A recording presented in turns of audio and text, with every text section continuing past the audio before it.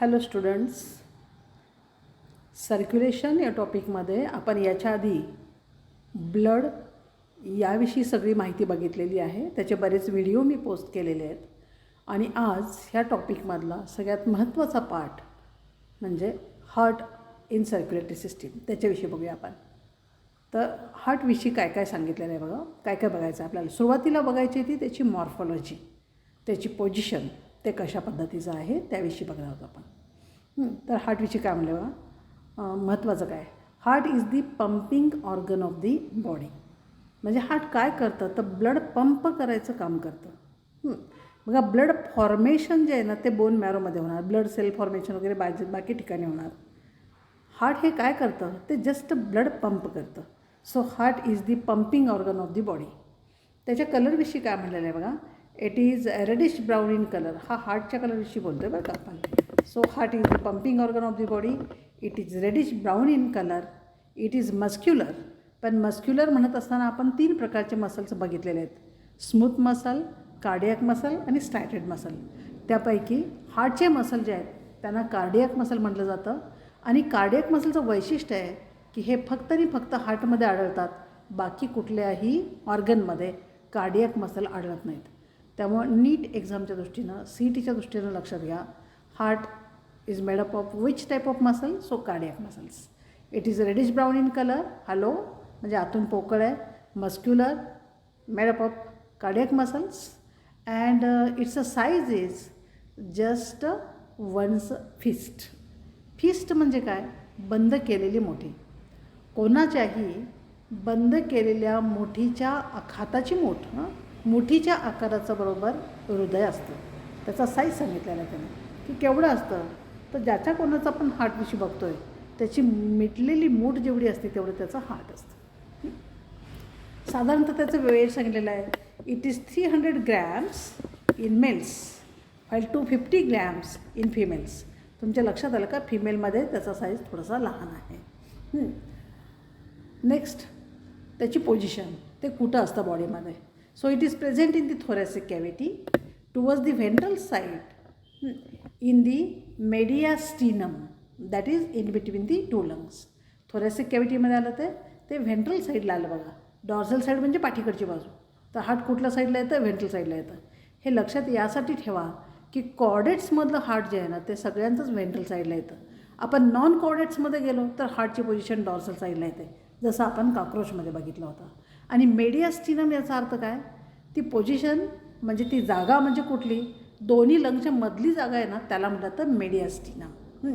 त्याच्या आकाराविषयी म्हणलेलं आहे it is conical in shape. Conical म्हणजे साधारणतः ट्रँग्युलर असा त्याचा अर्थ होणार, ट्रँग्युलर. पण तो ट्रँगल जो आहे तो असा नाही आहे बघा, मी जो डॉटेड लाईननं दाखवला आहे ना तसा नाही आहे.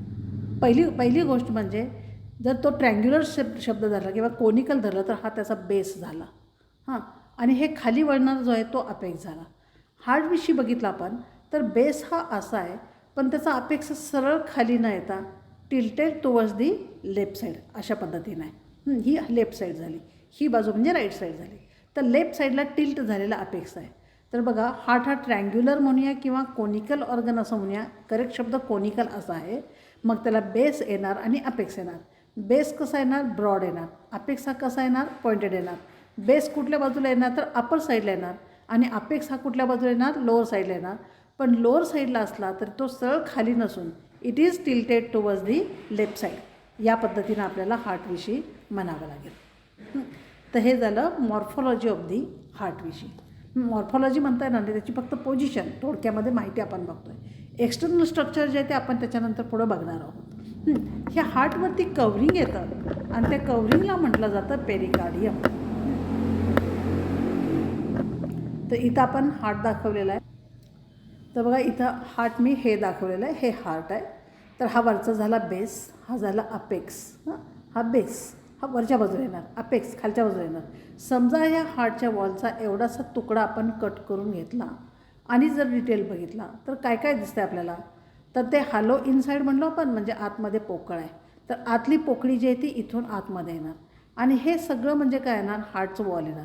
बघा की इथला हा तुकडा एक कट केला आणि हा जो भाग आहे हा आपण इथं डिटेलमध्ये बघायला लागलो आहे. ही डिटेलमध्ये बघत असताना काय दिसतं आपल्याला, heart is externally covered by a covering and that covering is called as pericardium.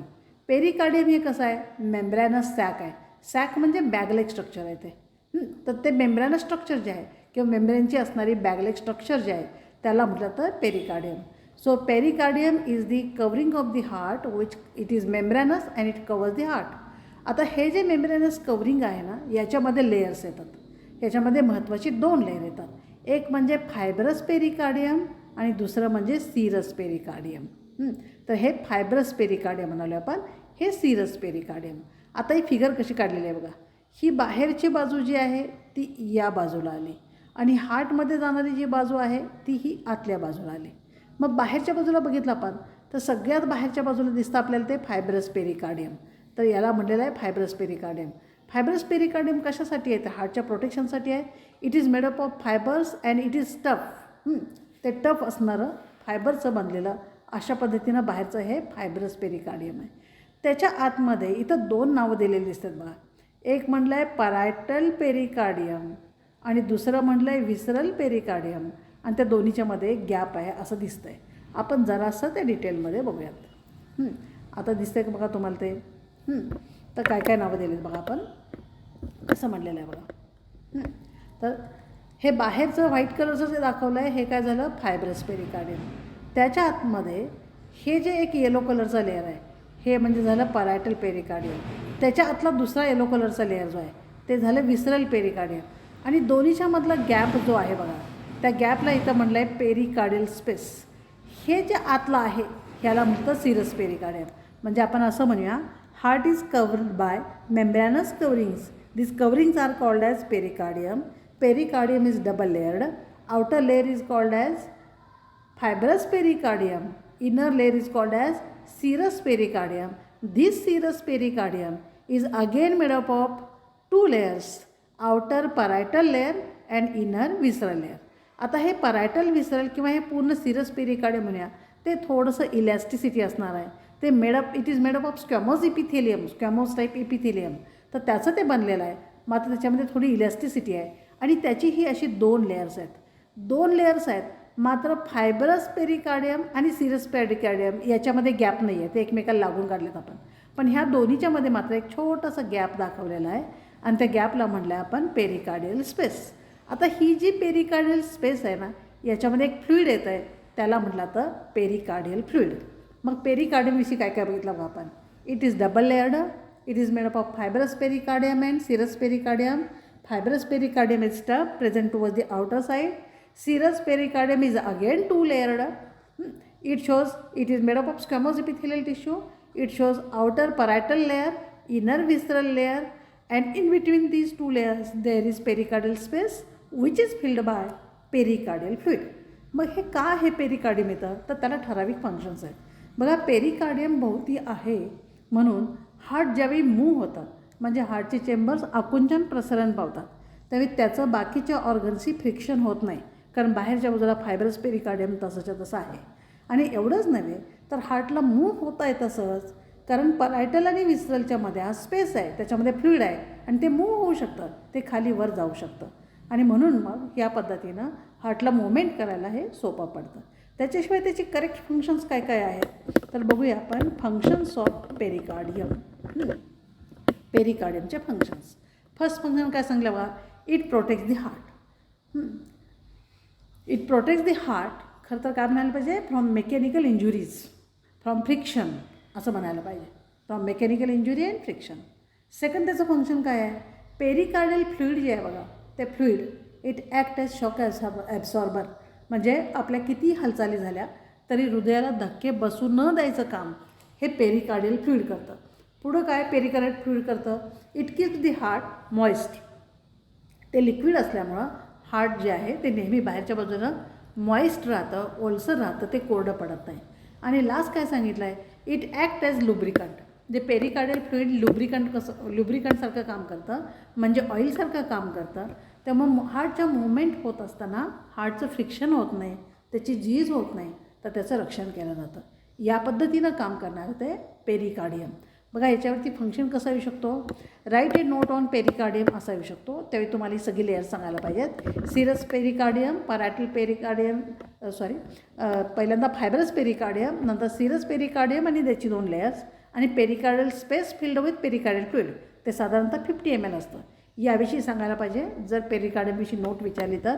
आणि डायरेक्ट जर what are the functions of pericardium विचारले तर 2 मार्कासाठी 4 फंक्शन्स लिहिता यायला पाहिजेत, किंवा 3 मार्कासाठी विचारलं तर स्ट्रक्चर ऑफ पेरिकार्डियम आणि मग फंक्शन्स असं 1.5 मार्कासाठी विचारलं जाऊ शकतं. तर त्या पद्धतीचे क्वेश्चन्स बोर्डाला येऊ शकतात, ते तयार करा. आता नेक्स्ट त्यानंतर बघायचं आपल्याला wall of the heart. So heart wall is made up of 3 layers. काय नावं सांगितलेत बघा, इपिकार्डियम, मायोकार्डियम अँड एंडोकार्डियम.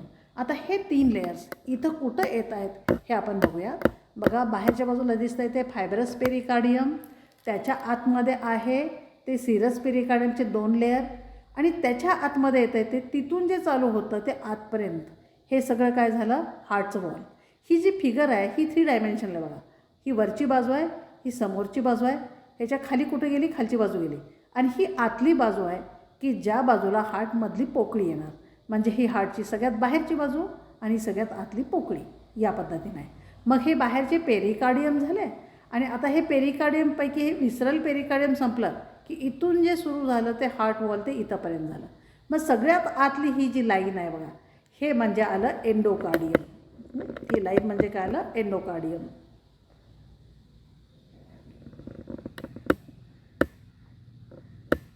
बघा दिसतंय का, सगळ्यात आतली ही लाईन म्हणजे काय आलं, एंडोकार्डियम. हे एंडोकार्डियम झालं. सगळ्यात बाहेरची ही जी लेयर दिसत आहेत ह्याला म्हटलं तर इपिकार्डियम. बाहेर आहे ना म्हणून इपी. हे बाहेरचं जे आहे हे इपिकार्डियम, आतली ही लाईन म्हणजे काय झालं, एंडोकार्डियम. मग एंडोकार्डियमचा हा सगळा लेयर दिसतो आहे आपल्याला, सरफेस दिसतो आहे, हे एंडोकार्डियम. आणि मधलं जे सगळं आहे हे आहे मायोकार्डियम. यापैकी इपिकार्डियम आणि एंडोकार्डियम, बोथ ऑफ देम, हे इपिकार्डियम आणि हे endocardium, both of them are very thin, made up of squamous epithelial cell, and middle myocardium, it is made up of cardiac muscle. आपण जे म्हणतो ना heart is made up of cardiac muscle, तर हा सगळा पॅच, हार्टचं हे सगळं wall जे आहे ह्यामध्ये असणारे सगळे मसल म्हणजे आले कार्डियक मसल. हा सगळा लेयर म्हणजे झालं मायोकार्डियम. हे झालं फक्त एक सिंगल सेल इथला लेयर म्हणजे झालं इपिकार्डियम. सगळ्यात आतलं म्हणजे काय झालं, एंडोकार्डियम.